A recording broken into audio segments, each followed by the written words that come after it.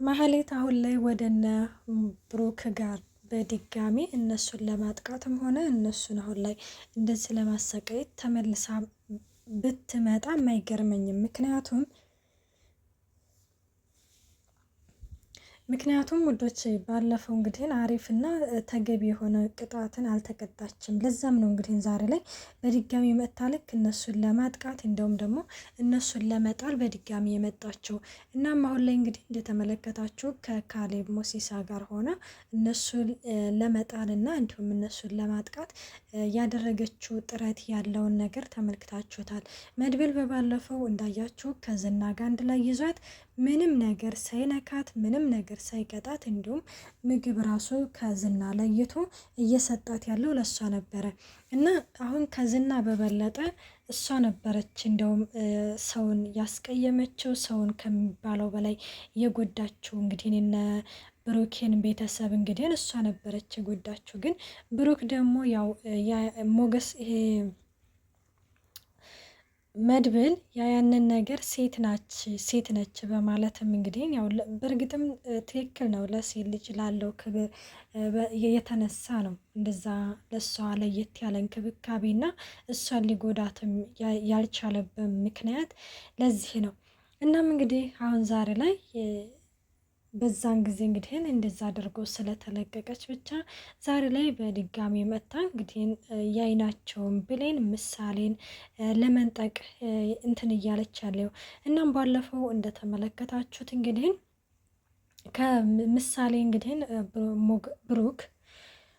ብሩክ ትምህርት ቤትም አትሄጅም ብሎ ታቋርጫለሽ ሁሉ ብሏት ነበር። እንግዲህ ምክንያቱን አልነገራትም ነበረ እና ቅድስትዬ እንግዲህ ለቅድስትዬ ተናግራ አባዬ ከትምህርት ቤት ታቋርጫለሽ ብሎኛል፣ እኔ ትምህርት ማቋረጥ አልፈልግም ቅድስትዬ በእናትሽ አናግሪልኝ ብላ ለቅድስትዬ ተናግራ ነበረ። ቅድስትዬም ደግሞ ምንም ችግር የለውም እኔ አናግረዋለሁኝ አንቺ ብቻ ትምህርትሽ ላይ ፎከስ አድርጊ ምንም ነገር እንዳታስቢ ብላት ነበረ። እናም እሷም እሺ ብላ እንግዲህ ያው ትቀመጣለች እና ቅድስትዬ ብሩክን አናግረው ነበረ። ለምንድን ነው ምሳሌን አንደኛ ከትምህርት ቤት ይዛ ስትመጣ በጣም እየተቆጣት ምናምን ነበረ እና ነገረችኝ። ሲቀጥል ደግሞ ለምንድን ነው ትምህርቷን እንድታቋርጥ የነገርካት ምናምን ስትለው እሱ ሁሉንም ነገር ይነግራታል።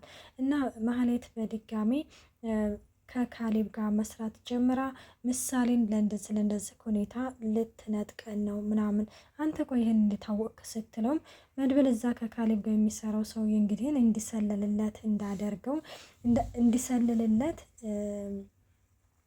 እንዲሰልልለት የሆነ ብር ምናምን ስለሰጠው እሱ ነው የነገረው። ስለዚህ ለዚህ ነው ትምህርቷ እንድታቋርጥ ምናምን የፈለግኩ። ግን ያ ደግሞ ታቋርጣለች ማለት አይደለም፣ አታቋርጥም። እናም እንደዛ እያለ እንግዲህ ለቅድስትዬ ሲነግራትም ቅድስትዬም እንዳያችሁት ይህንን ከተማና ይህንን ሰፈር ጥለን ለምንድን ነው የማንሄደው ብሩክ እንሂድ ምናምን ስትለው ለምን ሲባል ነው የምንሄደው የትም ቢሆንም እኔ አልሄድም ይላል ማለት ነው። እና በነገራችን ላይ ቅድስትዬ አሁን ላይ በጣም የምትፈራው እና የምትሰጋው ነገር የሰርጉ ሁኔታ እንግዲህ ይሰናከላል ምናምን በማለት አንደኛ ይሄንን ነገር በጣም ትፈራለች። በእርግጥ በጣም ነው የሚያስፈራው። ምክንያቱም የቅድስትዬ ቤተሰብ ቅድስትዬ እንግዲህ ስታወራ ከሰማችኋት የእሷን ሰርግ ለመብላት በጣም ነው የጓጉት። በዛ ላይ ደግሞ የእሷን ልጅ ለመታቀፍ በቃ በጣም ከሚባለው በላይ ጉጉት አላቸው። እና እንደዛ ነገር ጉጉት እያለ እንግዲህ አሁን ላይ ይህ ሰርግ ባልተጠበቀ ሁኔታ ሲሰናከል በጣም ይደብራልን በጣም ነው። እና ለዛም እንግዲህ ቅድስት ይሄንን ነገር በጣም ፈርታለች። እና ሌላው እንግዲህ ምንድነው ስላችሁ ወዶቼ እንግዲህ ያው ማህሌት ምሳሌን እንግዲህ ሻምፖ ምናምን ገዝታ ስትመጣ እንግዲህ ባለፈው ፓርት ላይ እንደተመለከታችሁት ተገናኝተው ነበረ። እና እኔ በነገራችን ላይ በጣም ነበር የሰጋሁት። ምክንያቱም በቃ ያዘቻት አገኘቻት በቃ ማለት አላ አይደለ እኔ ሌላ ነበር ያሰብኩት ማለት ነው። ወይም ደግሞ መድብል ከኋላዋ መጥቶ ይይዛታል በቃ ይሄ ነበር በሁለቱ በቅንጭላቴ ያለው ማለት ነው። እና ግን ያው ያላሰብነው ነገር ነው። ብሩክ በነገራችን ላይ ለምሳሌ መናገሩ አሪፍ ነገር ነው። በቃ ምንም ቢሆንም ቢያንስ ለብቻዋ ብትሆንም እንድትጠነቀቅ አድርጓታል። እና ምንድነው ያላት አሁን ላይ የማህሌት ዋና ጠላታችን ሆናለች ምናምን ብሎም ሲነግራትም እንዴ እሷማ እኮ ከድሮም ቢሆንም እኮ ጠላታችን ናት ትለኝ የለም እንዴ? አዎ ከድሮም ጀምሮ ጠላታችን ናት፣ ግን አሁን በበለጠ ነው የመጣችው ምናምን ሲላትም እሺ በቃ አጎቴ ይኸውልህ አባቴ ትላለ ይኸውልሽ ምሳሌ አደራሽን ለብቻሽ ካገኘችሽ እንዳትጠጊያት፣ እንደውም ሩጭ፣ እንደውም እየጮኽሽ ሁሉ ሩጭ ብሏት ነበረ። እና ይህንን ነገር እንግዲህን እንደዚህ ስላላት ምንድን ያደረገችው ምሳሌ አሁንም ልክ ማህሌት ስታገኛት ነየኔ ልጅ ማህሌት እኮ ነኝ አላወቅሽኝም እንዴ እናትሽ እኮ ነኝ እያለችም ልክ አላ አይደለ እንደ ልጅ አባብላ ለመውሰድ ነበር እሷ የፈለገችው። ግን ደግሞ እሷ አባቷ ያላትን ነገር አስታወሰችና ከዛ ጮኸች። ስትጮህ በነገራችን ላይ በቃ እንዴት እንደደነገጠች በጣም ደነገጠች። እና እኔ ራሱ ደንግጫለሁ ሀቅ ለመናገር ማለት ነው። እና በጣም ደነገጠችና እንግዲህ እየሮጠች ባለችበት ጊዜ ላይ ምን አለች እንግዲህ እዚህ ጋር ማህሌት ቆይናና ማለት እንዴት ልትጮች አለች። ስለኔማ የሆነ ነገር ብለዋታል እንጂ እንደዚሁማ ዝም ብላማ በፍጹም አትጮህም። ቆይናና እንዲህ ሊያውቁ ቻሉ እያለች አሁን ላይ እንግዲህ በጣም በውስጧ ጥርጣሬ መጣባት። ሰላም ወዳጆቼ እንዴት ናችሁ? ደህና ናችሁ? ይሄን ያለው እግዚአብሔር ይመስገን። እንኳን በሰላም መጣችሁ ወደዚህ ቻናል። ለዚህ ቻናል አዲስ የሆናችሁ ሰብስክራይብ በማድረግ ቤተሰብ ሆኖ እንዲሁም ነባሮች ስለምታበረታቱኝ እጅግ አድርጌ አመሰግናለሁ። ተወዳጅና ልብ አንጠልጣይ የሆነውን ምሳሌ ድራማ ይዘንላችሁ ቀርበናል።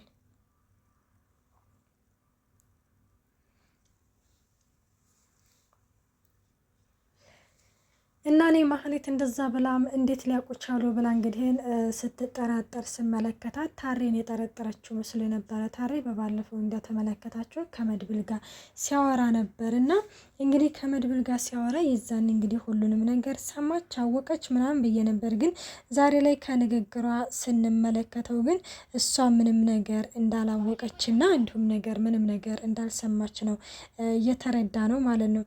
እና ብታቅ ኖሮ በዛን ጊዜ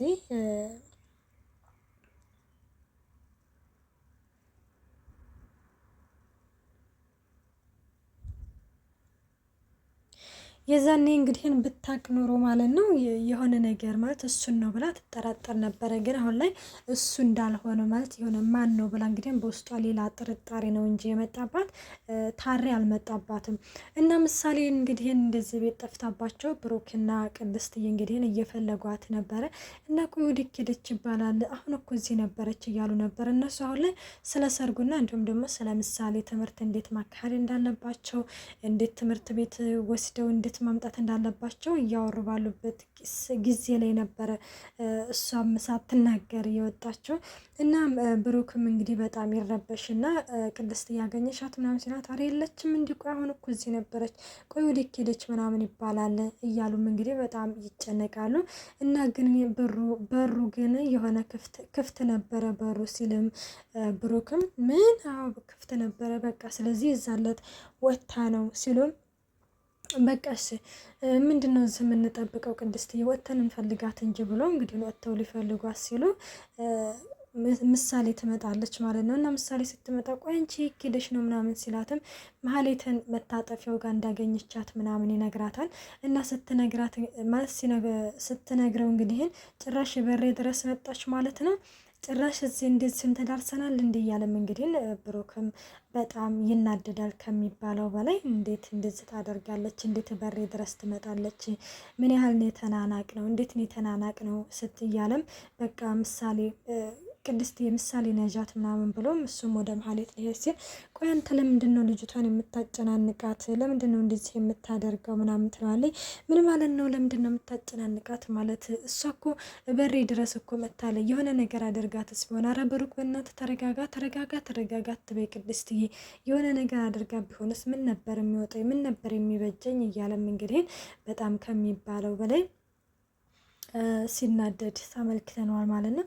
እናም እንግዲህ እንደዛ እየተናደደ ባለበት ጊዜ ላይ እንግዲህ እነ ሞገስ ይመጣሉ እና እነ ሞገስ ምንድነው ምን ተፈጥሮ ነው ምናምን ሲሉም እና ቆይ አንቺ ለምንድን ነው የወጣሽው? ምን ልትሰሪ ነው የወጣሽው ለብቻሽ? በእናትሽ አንቺ ምሳሌ እንዲህ በእናትሽ ለብቻሽ አትወጪ እያለ ብሩክን ሲማጸናት ነበረ። እና እሷም ሻምፖ ልገዛ እንደወጣች ስትናገረው የምን ሻምፖ ነው ስለምንድን ሻምፖ ነው ቅድስት ምናምን ብሎም ይናገራል። እና በነገራችን ላይ ምሳሌ ያው ምንም ነገር ባለመሆኗ ደስ ብሎናል ማለት ነው። እንግዲህ ደግሞ ቀጣይ ምን እንደሚፈጠር ባናቅም የዛሬው ይሄንን ይመስላል። ቀጣይ ይዘንላችሁ እስከምንቀርብ መልካም ቆይታ። ባይ ባይ።